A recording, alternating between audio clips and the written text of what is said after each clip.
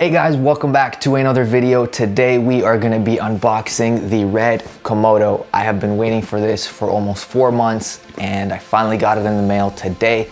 So I'm really excited to unbox this. We're going to be looking at some of the features that this has, what makes it so special, what makes it different. Is it going to up your filmmaking game? Should you get one? I'm going to answer these questions along the way.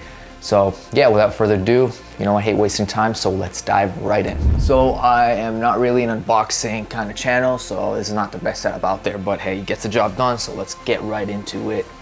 Let's check this out with all its, with all its glory. I'm dropping things everywhere. Oh my goodness, look at that.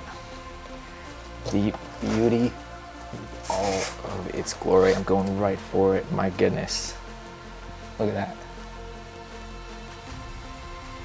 Wow, let's put this back. I know I hate when unboxing guys just, you know, leave it till the end, but I'm gonna do the same. Let's check what's over here. Some warranty stuff. Hope this isn't too exposed. All right, good enough. Getting started. Red sticker. I'm only gonna use this somewhere. Let's see what we have here. This is the Canon RF to EF mount. They very cleverly went with the RF mount, and it has a shorter flange, so that means you can adapt way more lenses. You can use the RF, EF. Yeah, you can also get the built-in variable ND, which I do recommend. But since I have a Polar Pro matte box, I don't want to have too many, you know, NDs lying around.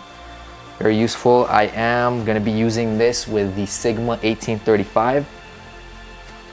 Very good lens. Let's see what we have here, or let's check here first.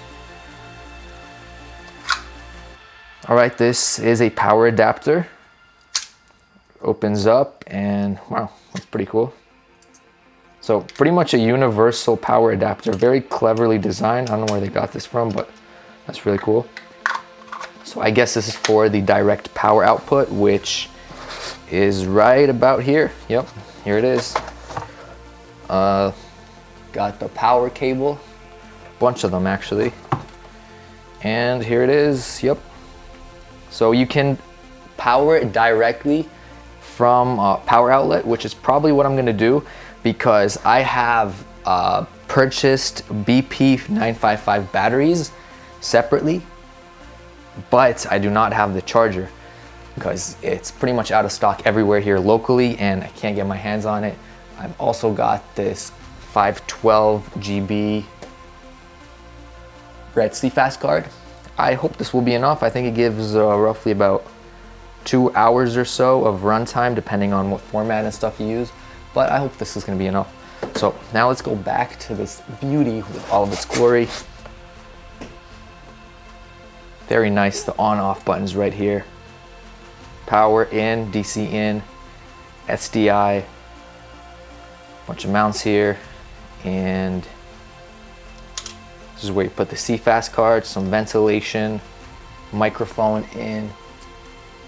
So one thing that people actually get surprised about is this is all that comes in the box with it. You do not get a charger, do not get a battery, pretty much get this, that's about it.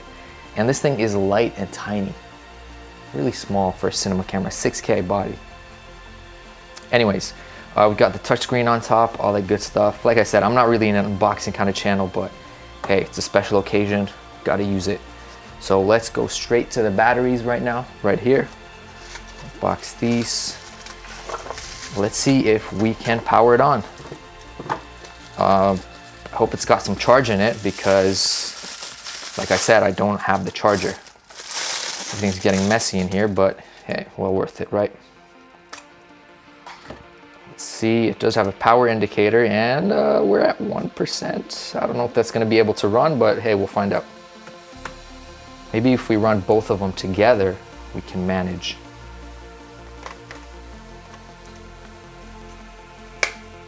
There's one. And we will get the second one also. I'm just throwing everything everywhere. It's gonna get real messy in here, but it's a red Komodo, right? I don't know if that's justifiable, but hey. Let's put the second one in. And there we go. This is also 1%. Where do we power it on? Let's power it on for the first time ever. And there it is. Yeah, look at that. Just a tad bit excited, not too much, just a tad bit. All right, now we are here inside. I know I don't have my lens on. I will put it in a bit, but look at that. What is that runtime?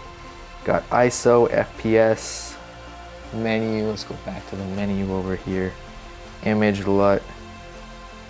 See how responsive? Oh, the touch screen is fairly responsive. I know I should probably pull that off, but hey, I want to put a screen protector on there.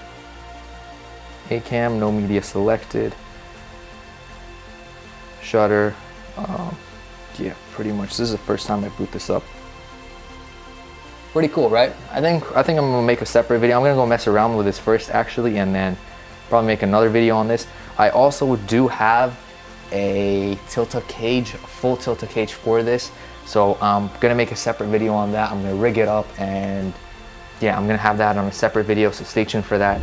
So yeah, that was a pretty brief unboxing. I mean, can't really do much with an unboxing, especially when you got very little stuff in the box to begin with. But here it is with all of its beauty and glory.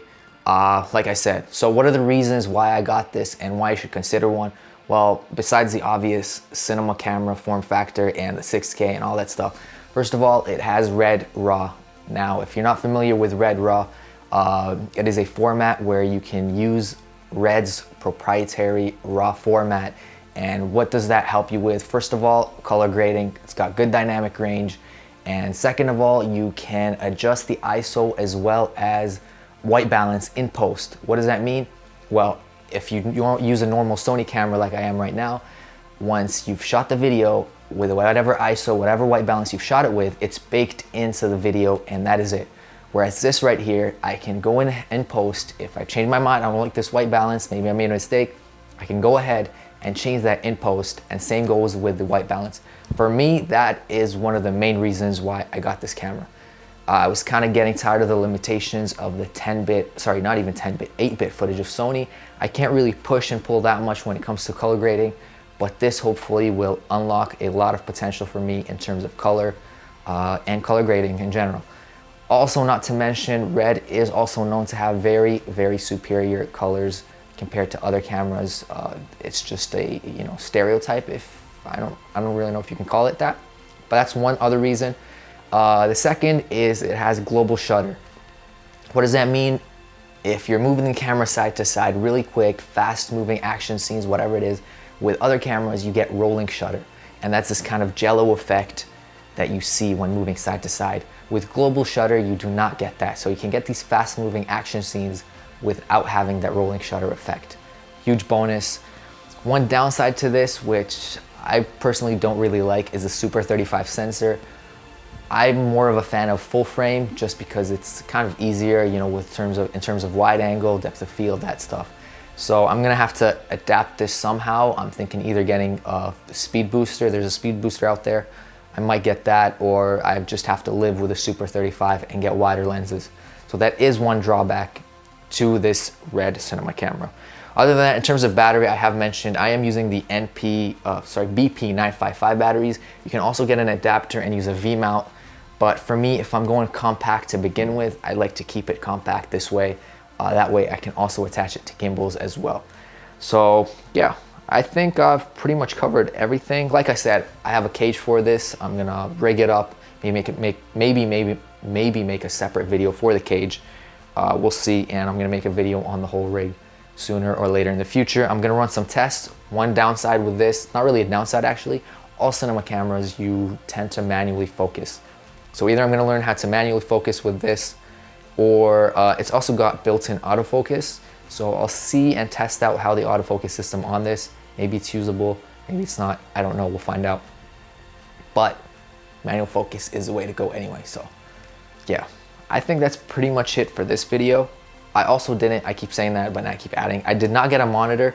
I'm kind of sticking to the on display over here because I just want to keep it compact for now. I probably will add a monitor later with a Komodo control, but for now, this is how I'm keeping it, along with my small mini rig Sigma 1835, and my matte box. So yeah, that's pretty much it for this video. I hope you guys took something away from this and learned something. So yeah, stay tuned for future videos with the red Komodo.